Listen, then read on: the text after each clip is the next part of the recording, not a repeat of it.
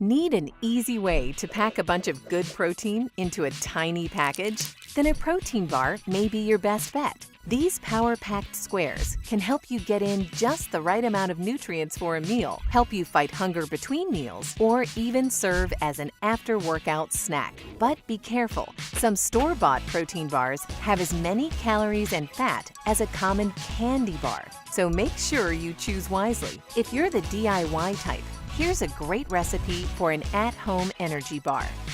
Mix 1 cup of rolled oats with a ½ cup of raisins and 1 teaspoon of vanilla extract. Then add a ½ cup of almond butter and 3 tablespoons of maple syrup. Mix everything together. Spread the mixture in a pan and refrigerate for 2 hours. Slice into bar form and enjoy this delicious protein-filled snack when you're on the go.